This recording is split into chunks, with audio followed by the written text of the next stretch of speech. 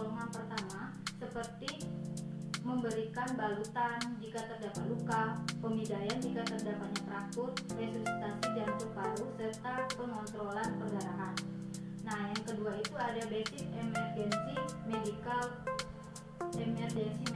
yaitu atau EMTB, dilakukan oleh orang yang sudah mahir atau sudah berpengalaman pemberian bantuan hidup dasar mulai dari tanda dan gejala, penyelamatan pasien dari tempat-tempat yang terancam atau pasien yang imobilisasi dan pemberian oksigen. Nah, yang ketiga itu paramedis atau EMTP, dilakukan oleh orang yang sudah terlatih untuk melakukan bantuan hidup lanjut yaitu intubasi, endotrakeal, dan interpretasi ritme jantung dan pemberian obat parenteral.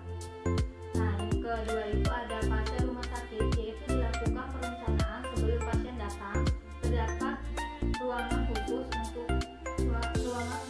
untuk pasien yang mengalami trauma, persiapan perlengkapan RW dan monitoring persiapan pada pasien rumah sakit secara umum, yaitu yang pertama itu perencanaan sebelum pasien tiba, perlengkapan RW dicoba dan diletakkan di tempat yang mudah dijangkau.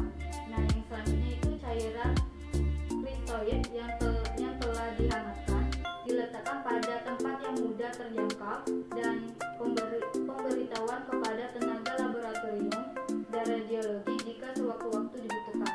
Pemakaian alat-alat proteksi diri. Nah, yang pertama itu ada survei primer atau primer survei, itu RW dengan kontrol vertikal, itu penilaian pertama dengan kelancaran RW. Adapun cara untuk menilainya itu ketidakseimbangan RW yaitu dengan dua cara. Yang pertama itu ada inspeksi, ada tidaknya sekutum, darah atau sekret atau lainnya.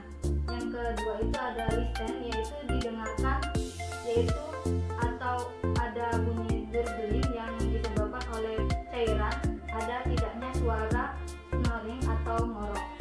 Nah, yang kedua itu ada breathing, yaitu terdapat ada 4 penilaian. Yang pertama itu ada inspeksi pada bagian dada. Yang kedua itu ada auskultasi, dilakukan untuk mendengar apakah bunyi napasnya normal atau terdapat bunyi napas tambahan, misalnya wheezing atau ronki.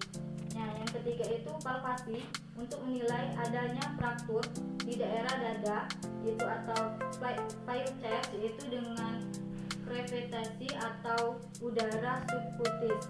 Nah, yang keempat itu ada perkusi, yaitu dilakukan untuk menilai adanya udara atau darah dalam rongga pleura jika mengalami pneumotoraks. Nah, yang ketiga itu ada circulation, yaitu dengan kontrol perdarahan. Yang pertama itu ada tingkat kesadaran. Jika jumlah darah menurun dapat membuat perfusi otak berkurang sehingga akan mengakibatkan penurunan kesadaran. Namun, kehilangan darah yang banyak belum tentu mengakibatkan gangguan kesadaran. Yang kedua itu ada warna kulit dan akral, nadi femoralis dan carotis dan tekanan darah. Yang keempat itu disability, yaitu kesadaran dan kemampuan pasien dapat dinilai berdasarkan GCS. Penilaian kesadaran itu kompos mentis, apatis, somnolen, dan koma. Yang kelima itu exposure, yaitu merupakan pemeriksaan yang tutup mulai dari ujung rambut hingga ujung kaki. Nah, itu yang keenam itu polikateter. Adapun tujuan pemasangan polikateter ini untuk mengetahui kebutuhan cairan pasien, mengkaji apakah warna urin pekat atau jernih. Adapun kontraindikasi pemasangan kateter pada pasien yang mengalami trauma, yaitu adanya perdarahan pada orifisi uretra dan eksterna dan terjadinya pembengkakan pada skrotum. Nah, yang ketujuh itu ada gastric tube, yaitu NGT pada pasien yang mengalami penurunan kesadaran akibat trauma dan non-trauma dianjurkan untuk dipasangkan NGT. Pada kasus trauma, NGT dipasang untuk mengurangi distensi abdomen, itu mengeluarkan asam lambung dan pemberian obat serta pemberian nutrisi. Nah, yang ke-8 itu ada heart monitor, yaitu pemasangan pemasangan EKG pada pasien trauma terjadinya distripnia takikardi namun tidak diketahui penyebabnya. Perubahan segmen ST dapat disebabkan oleh kontusio jantung, sedangkan PER puls elektrida aktif itu kemungkinan disebabkan oleh tamponade jantung, tension pneumotorak, dan hipokalemi berat. Nah, yang selanjutnya itu survei sekunder, yaitu pemeriksaan sekunder, yaitu pemeriksaan secara lengkap dari depan hingga belakang, sedangkan pemeriksaannya hanya boleh dilakukan pada saat kondisi pasien mulai stabil. Ini merupakan pemeriksaan dari kepala sampai kaki dan atau pemeriksaan dari head to toe.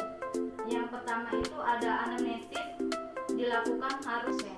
Adapun anamnesis